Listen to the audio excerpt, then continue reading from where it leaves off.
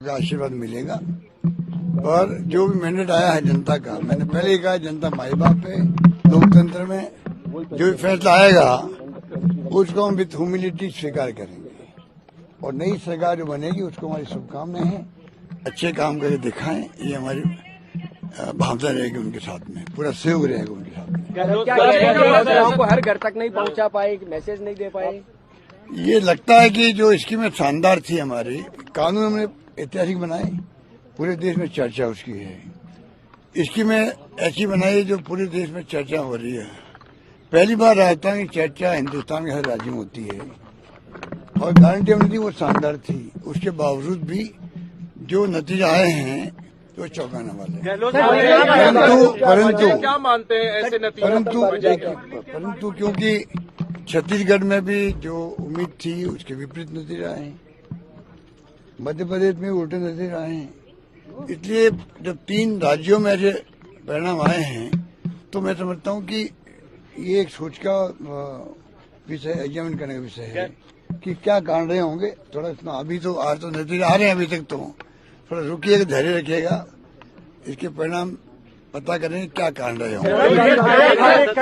Sir दिक्कत आ रहे हैं, नए चेहरे चुनाव जीते, लगता नहीं टिकटें कुछ और काट दी, कुछ टिकटें और काट दी, नए चेहरों को मौका दिया गया, वो सारे जीत रहे हैं। कांग्रेस पार्टी को सफलता। अभी मेरी बात सुनो, जो ये जो प्रॉब्लम यहाँ थी, हम भी जानते हैं कि ये नए चेहरे लाने की बात थी कि नए उम्मीदवार आने चाहिए, पर ये मांग मध्य प्रदेश में तो थी नहीं, छत्तीसगढ़ में नहीं थी, तभी वहां भी चुनाव हारे हम लोग।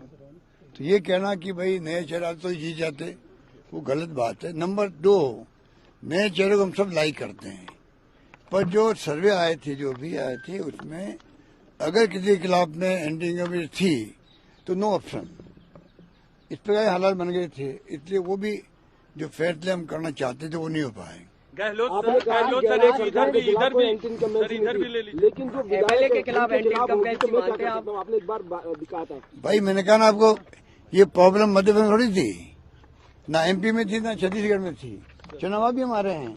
सर मेरा एक सर, अब अशोक गहलोत अपना रोल क्या देखते हैं? अशोक गहलोत अपना रोल क्या देखते हैं? देखिए, मैं तो जनसेवक हूँ, मैंने कहा अंतिम सांस तक मैं प्रदेश वालों की सेवा करूँ। सर मेरा एक सवाल है, चाहे भले मैं उसमें कोई पद पे रहूं या नहीं रहूं, मुझे तो सेवा का बचपन से शौक है और मैं उसी के अंतर्गत काम करता रहूंगा। आप लोगों के बीच में रहूंगा, राजस्थान और छत्तीसगढ़ दोनों प्रदेश वासियों के बीच में रहूंगा, उनकी सेवा करूंगा। सर ये फैसला क्या लोकसभा चुनाव को लेकर के जो कांग्रेस की तैयारी है, इंडिया अलायंस की तमाम कवायद चल रही थी, उसके लिए भी एक झटका मानते हैं? देखिए, इन बातों का फर्क तो पड़ता ही है, पर मैं समझता हूँ जैसे खड़गे साहब ने कहा है, क्योंकि चुनाव में खड़गे साहब ने, राहुल गांधी जी ने, प्रियंका जी ने कोई कमी नहीं रखी, सबने हमारे नेतृत्व ने जम के कैंपेन किया यहाँ पर और हमारी स्कीम इतनी शानदार थी, हमें उम्मीद थी कि स्कीमों के आधार पर आगे जो वादे करें उनके आधार पर और कानून कैसे ऐसे पास किए उसके आधार पर सरकार हमारी बनेगी। नहीं बन पाई। खड़गे साहब ने आज भी कहा है कि जो हुआ तो हुआ है, सबके सामने। हम इसको भी देखेंगे क्या कारण रहे होंगे, आगे पार्लियामेंट तैयारी करने की हमें शुरुआत करनी चाहिए। मेरा मानना कार्यकर्ताओं को मैं कहना चाहूंगा, चुनाव में हार और जीत होती रहती है, कई कारण बन जाते हैं। उसमें जो मोदी जी, अमित शाह जी और जितने नेता आए थे बाहर से, 5-7 मुख्यमंत्री आ गए, पूरा धावा बोला मेरे पर और सरकार पर। उनका टारगेट था क्योंकि सरकार गिरा नहीं पाए थे वो। मुझे उम्मीद थी कि जनता बदला लेगी उनसे कि आप लोग लोकतंत्र की हत्या कर रहे थे, सरकार गिराने का काम कर रहे थे, हॉस्टिंग कर रहे थे, जैसे आपने मध्य प्रदेश, कर्नाटक, महाराष्ट्र में करी। तो मैंने कहा जनता बदला लेगी। हो सकता है कि जनता वो बात समझ नहीं पाई होगी, सर जो सचिन पायलट के और इसलिए मैंने जो उम्मीद की थी कि जनता बदला लेगी इन लोगों से जो लोकतंत्र के हत्यारे हैं।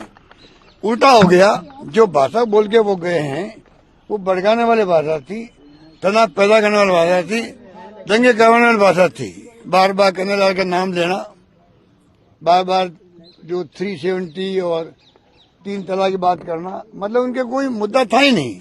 जो वो राजस्थान में हम क्या काम किए हमें उसकी आलोचना करते, वो उसकी कमियां बताते, खामियां बताते, हमें खुशी होती, बहस उस पर होती, होना वही चाहिए था। चुनाव विधानसभा के हैं, सभी लोग आए भड़का के गए। अब हो सकता है हिंदू और मुस्लिम और जो धर्म की बात ये लोग करते हैं वो भी एक कारण हो सकता है, क्योंकि जो ध्रुवीकरण हुआ है, लगता है कि मध्य प्रदेश में छत्तीसगढ़ जैसे राज्य में जहाँ की एक तरफा जीत थी, मध्य प्रदेश में जनता इलेक्शन लड़ रही थी बीजेपी के खिलाफ में, ये माहौल था आज से 4 महीने पहले, 3 महीने पहले, और राजस्थान के अंदर शानदार माहौल था। कल रात तक उम्मीद थी सरकार हमारी बनेगी, तब भी मैंने कहा परसों नहीं बनेगी तो हम विथ ह्यूमिलिटी स्वीकार करेंगे मैंडेट।